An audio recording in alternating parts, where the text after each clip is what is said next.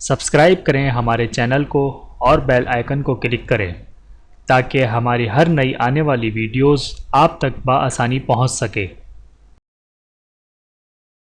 بسم اللہ الرحمن الرحیم۔ حضرت شیش علیہ السلام۔ بسم اللہ الرحمن الرحیم۔ حابیل کی موت نے حضرت آدم علیہ السلام کو حد درجے غم زدہ کر دیا تھا۔ ان حالات میں اللہ تعالیٰ نے انہیں ایک فرزند عطا فرمایا۔ آپ نے اس کا نام شیش رکھا۔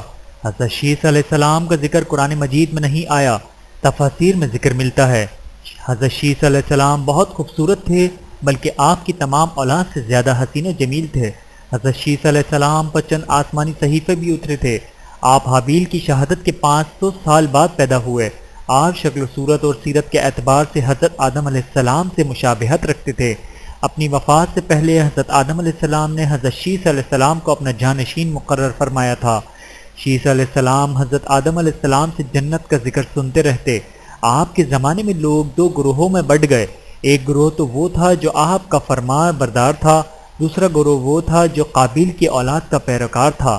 حضرت شیش علیہ السلام لوگوں کو یہ نصیحتیں فرمایا کرتے تھے، سچا مومن وہ ہوتا ہے جس میں یہ باتیں پائی جائیں: اللہ کو پہچاننا، نیک اور بد کو پہچاننا، بادشاہ وقت کا حکم ماننا، ماں باپ کا من پہچاننا اور ان کی خدمت کرنا، صلہ رحمی کرنا، لوگوں سے نیکی اور محبت کرنا، غصے کو زیادہ نہ بڑھانا، محتاجوں اور مسکینوں کو دینا، ان پر رحم کرنا، گناہوں سے پرہیز کرنا، مصیبت پر صبر کرنا، نعمت الہی پر شکر کرنا، بحوالہ معراج النبوت۔ یہ تھی آپ کی نصیحتیں۔ تفسیر عزیزی میں ہے کہ آپ پر 50 صحیفے اترے تھے۔ جب آپ کا وقت پورا ہو گیا تو آپ دنیا سے رخصت ہو گئے۔ بعض کتابوں میں ہے کہ آپ کی عمر 912 سال تھی۔ صدق اللہ العلی العظیم۔ ویڈیو دیکھنے کا بہت شکریہ۔ مزید ویڈیوز دیکھنے کے لیے ہمارے چینل کو سبسکرائب کریں۔ اگر ویڈیو پسند آئے تو لائک کریں۔ اچھی بات کو دوسروں تک پہنچانا صدقہ جاریہ ہے۔ جزاکم اللہ خیرا کثیرا۔